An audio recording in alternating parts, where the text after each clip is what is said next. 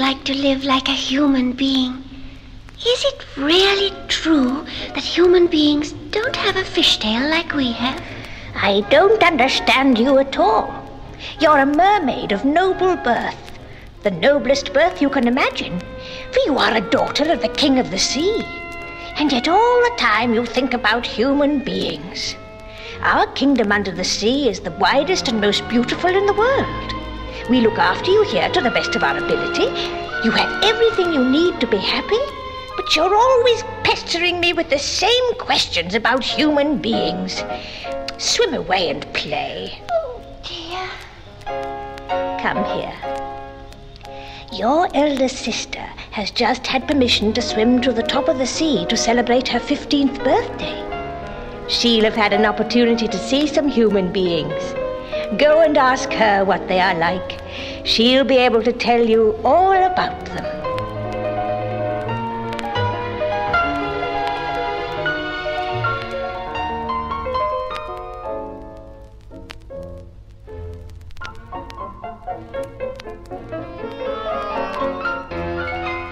Dear sister, is the country where men live a beautiful one? Oh, it's not at all bad. Grandma wasn't lying when she told us about it. The towns seemed to me to be very big when I saw them in the moonlight. Mind you, our palace is much more beautiful than anything they've got there. Our palace has got lovely doors made of shell, which open and close in the gentle streams of the current.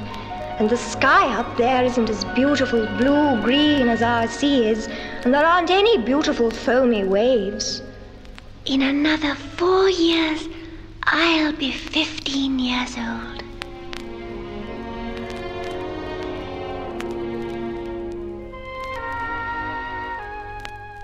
Tell me, dear sister, is the country where men live a beautiful one? I saw white icebergs as tall as our palace floating on a grey sea, and the northern lights dazzled me with their brilliant colours. But did you see any men? Oh, you never dream of anything else but men. It must be for that reason you took the statue of the little boy we found in the hold of the wrecked ship and put it in your garden. Well, I've seen men, and they don't seem very extraordinary to me. Our silver tails are much more graceful than the funny little sticks they call legs. Another 3 years before I can go. My 2 sisters are very lucky to have been born before me.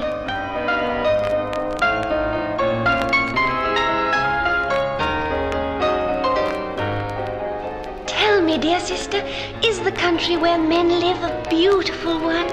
I was very bold and swam right up a broad river.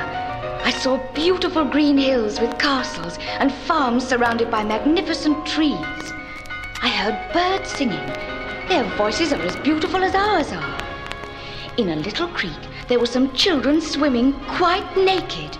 When they saw me, they ran away, and a horrible animal with 4 legs and long black hair came to the edge of the water and barked at me, just like seals do when they howl at the moon. I've got 2 years to go, and then it will be my turn.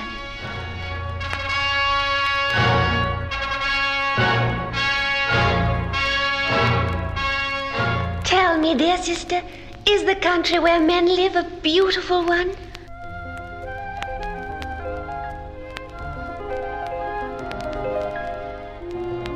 I went a long way from the shore, swimming with the waves.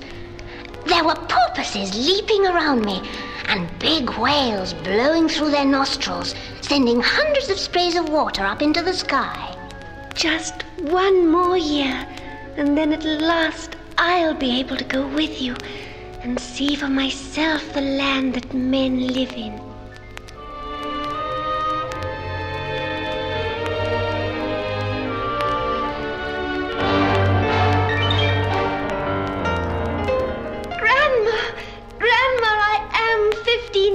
Today, I can swim away and find out what human beings are like. Oh, come here, my little dreamer. For your wonderful journey, I want you to be more beautiful than ever.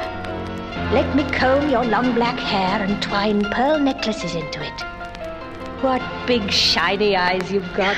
They're like sapphires. Now, don't move. I'm going to tie oyster shells to your tail. Oh. That's a sign of your noble birth. Oh, they are very heavy. I'm so impatient to get away. Oh, you've got to put up with a certain number of things in order to be beautiful. You can't swim around the ocean dressed like any ordinary mermaid. You've got to be dressed properly. There, my little pearl. You're even more beautiful than your sisters. Goodbye, goodbye, Grandma. I feel as light as a bubble of air. I think I'll burst with joy when I get into the sunlight.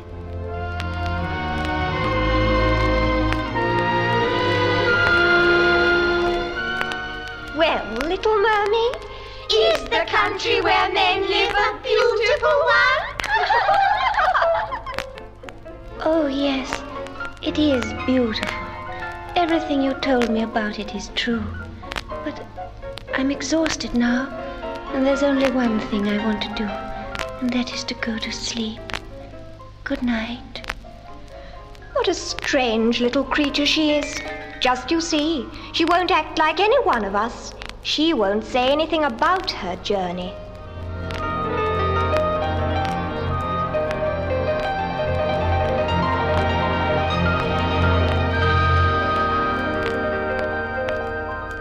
Dear statue in my garden, you're the only one I'm going to tell about my journey. You come from up there, and you're the only one who can really understand me. Moreover, you look very like my handsome prince. When I reached the surface of the sea, the sun had just set.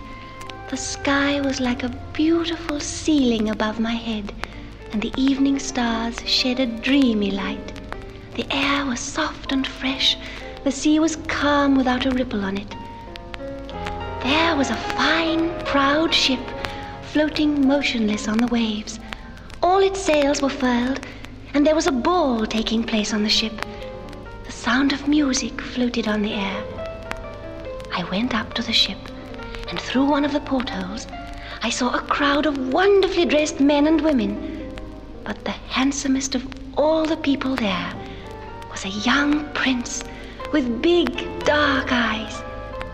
At one moment, I was very, very frightened, for suddenly thousands of suns and stars of fire of all colors were launched from the ship, and they fell in a shower into the sea. Somebody shouted, "Oh, what a beautiful firework!" In the middle of the night, tired out with their dancing, the people on the ship went to bed. Then, suddenly, a terrible storm broke out. The ship fought against it, riding on the tops of the waves, then plunging into the deep troughs between them. But all at once, the mainmast fell over, blown down by the fierce wind. The hull was split in two, and the ship sank very quickly.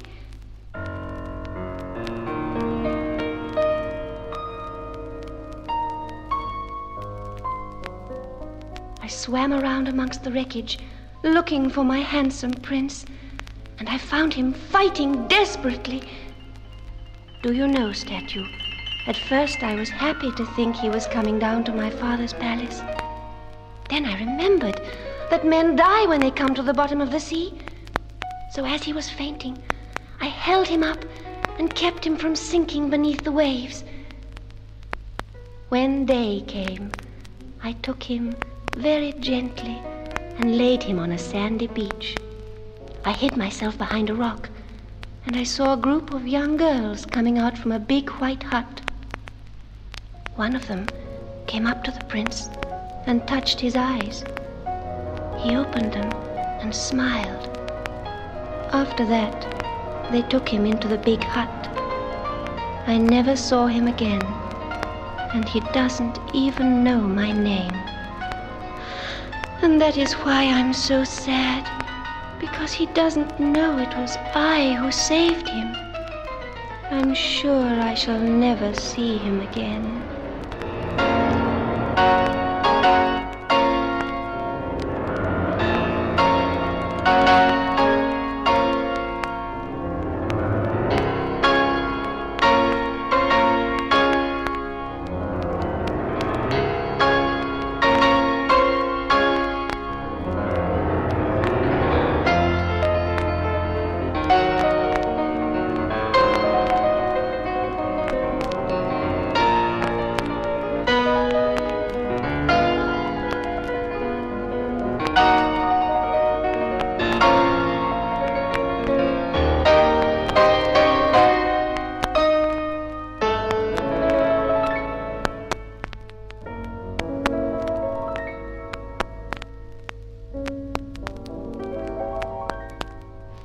Grandma, I'd like to ask you a question. Well, If men aren't drowned, can they live forever and ever? oh no, they die much quicker than we do.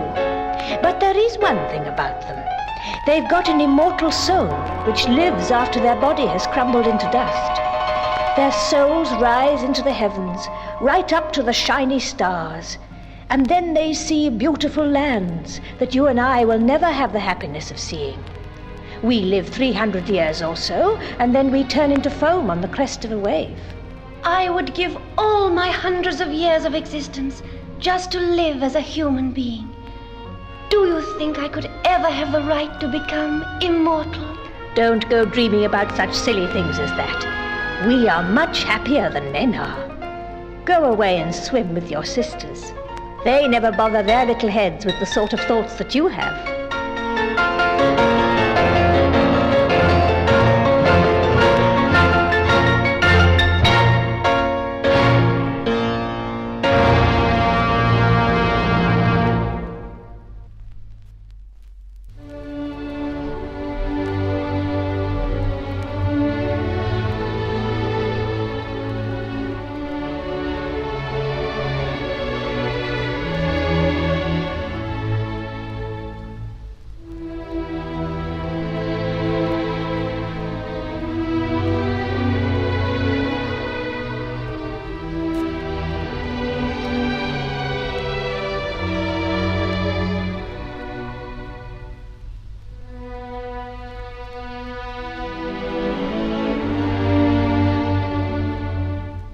Well, little girl, it must have required a lot of courage for you to come and see me.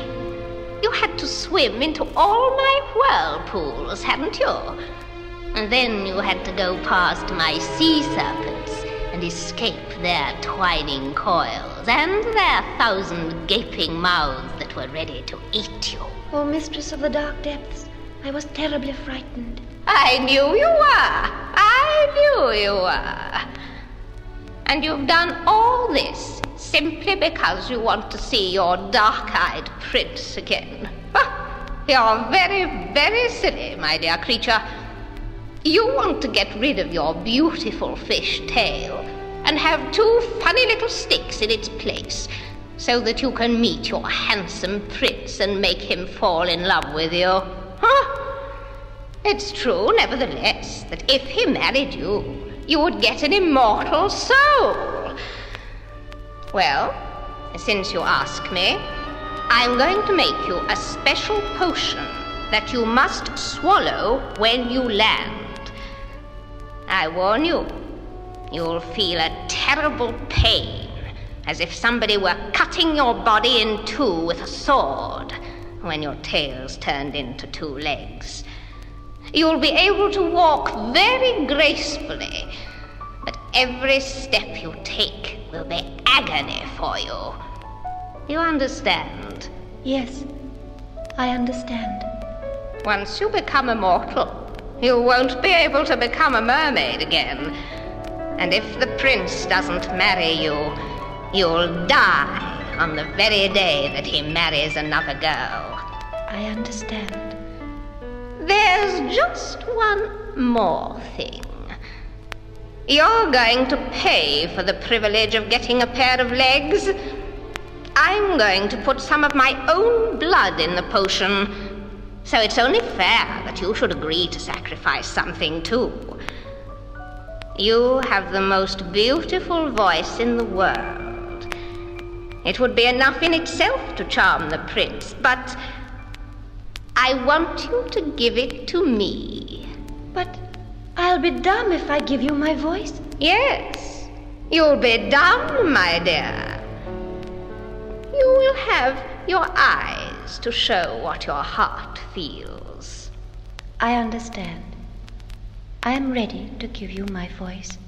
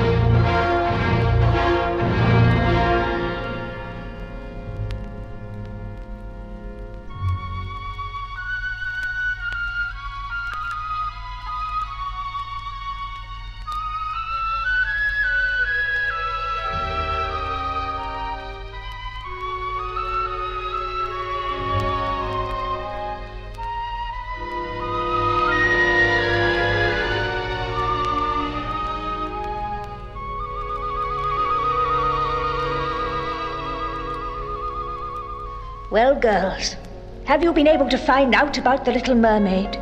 Is it true what my spies have told me?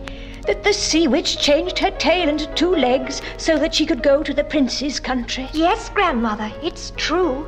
We swam to the foot of the marble staircase that comes down into the bottom of the sea, and we saw the little mermaid. She's changed terribly.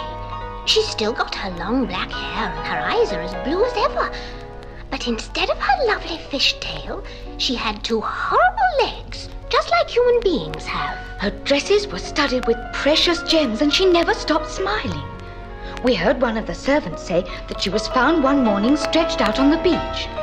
One of them said, "What a pity it is that she can't speak, for our prince loves her very much indeed.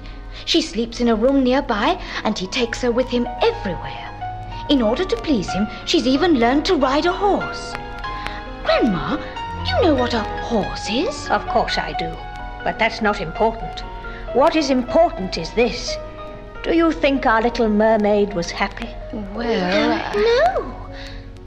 Tonight, we saw her dipping her legs into the water as if she wanted to cool them. She was looking at the sea rather sadly. Perhaps she misses us. My dear children, our little mermaid is lost to us forever.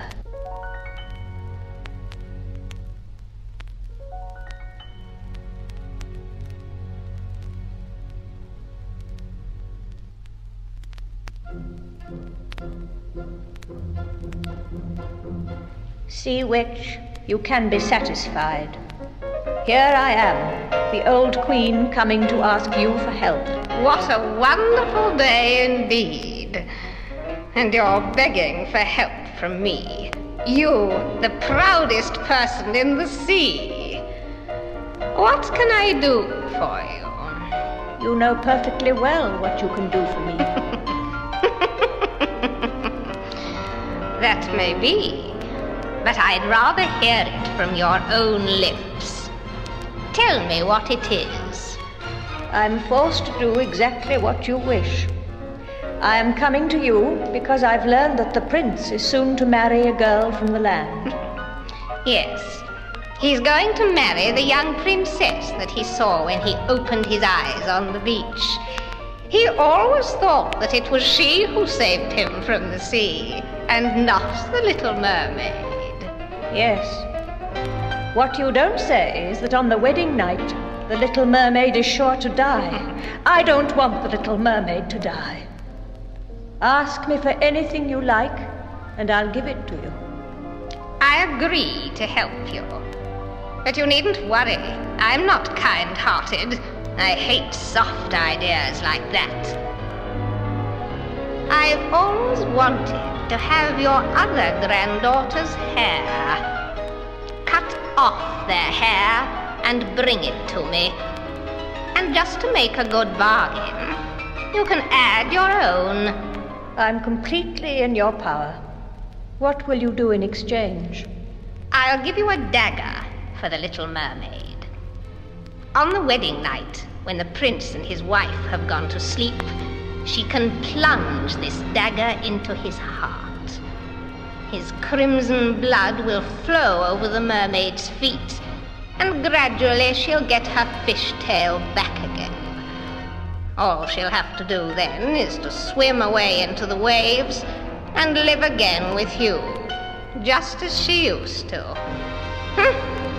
I warned her about it. I warned her. I warned her.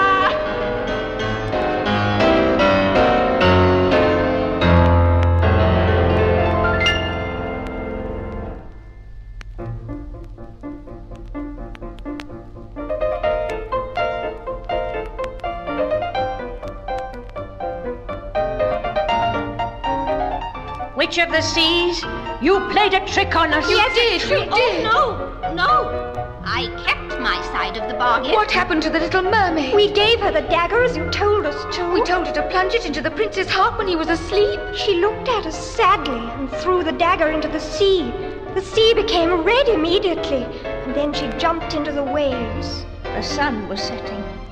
Suddenly, before she had even touched the surface of the waves, The little mermaid disappeared from sight like a flame that has been blown out by an invisible wind.